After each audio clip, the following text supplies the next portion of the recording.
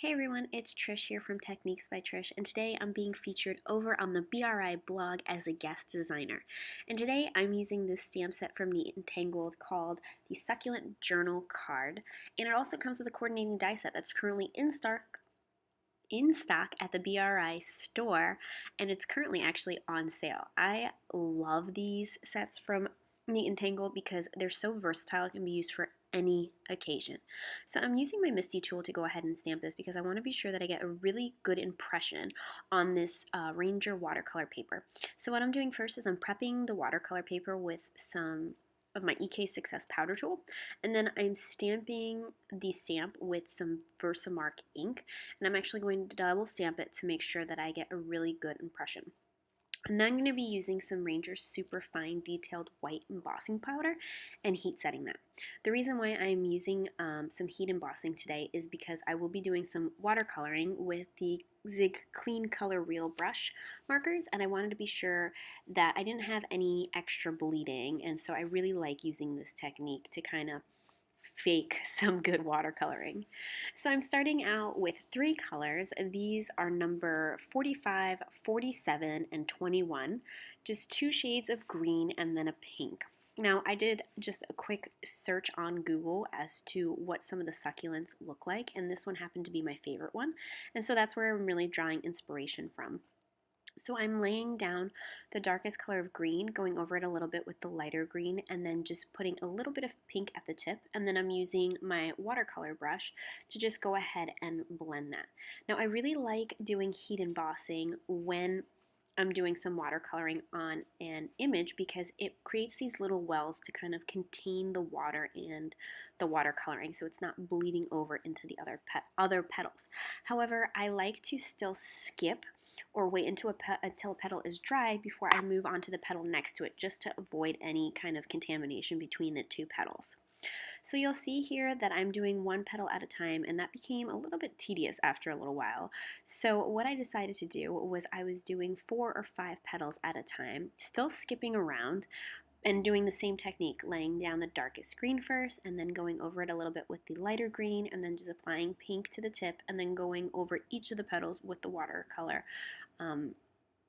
brush, and I found that that made the process move along a little bit quicker. So you'll see here that I just really sped this up just to show you guys how this card really came to life with this watercoloring.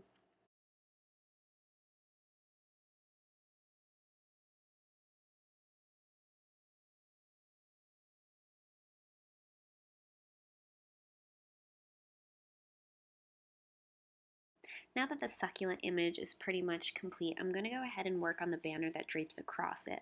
And I'm just using number 91, which is light gray, and I'm blending that out just along the edges, and then I'm applying a little bit more and not applying as much water to make it a little bit more intense.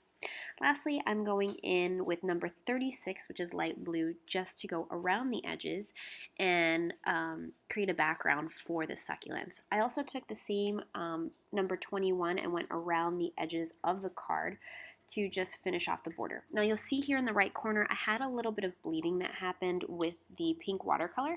So I'm taking my mono sand eraser, sanding that out, using the same blue again, putting that on a clear acrylic block, and then using my water brush to kind of go over it to kind of mask that little error that I made.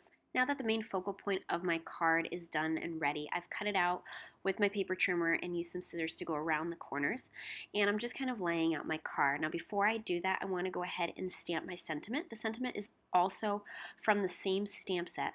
I'm prepping my stamp because I've never used it before with some Versamark, not wiping it off or anything, and then going ahead and stamping it into the ink that I'm going to be using. And this is the Lawn Fawn ink in the color Soot, and the sentiment says, "So happy for you."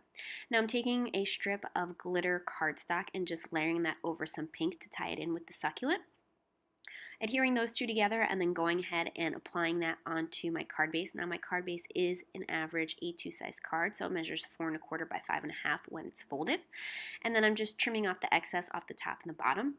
I decided that I wanted to make this image stand out a little bit more, so I'm using some foam tape, and yes, that is a set of little hands that decided to help me with my card. So I'm just applying some 3M foam tape onto the back of my card, peeling off each of the pieces, or my helper decided she wanted to help me out, peeling those off and going ahead and applying that onto the center of my card. So the last little touches that I did was I took the Wink of Stella glitter brush pen in clear, and you can see here that I'm just dabbing it. I'm not dragging it or brushing it across the image because I don't want any streaking to occur. So adding this little dabbing motion really just adds the glitter to the petals without really changing the watercolor look that it has. The last thing that I'm using on my card is the Little Things from Lucy's Cards Gilded Rose pack. I love these confetti packs because there's so many different shapes and sequences. The color combination is just amazing, and they go so well with so many different designs. So this one happened to be the one that I picked. I'm just picking out a couple of sequins that I felt matched perfectly with the card and applying it with some Ranger liquid matte medium glue, multi-medium matte glue, and that completes my card for today. I had so much fun creating this card. I really hope you guys enjoyed it. Like I mentioned, you can change up the sentiment and use it for any occasion. There'll be a link in the description box down below that'll take you over to the BRI blog with a list of all the supplies used on this card. Again, I really hope you guys enjoyed it, and I'll see you guys in the next video.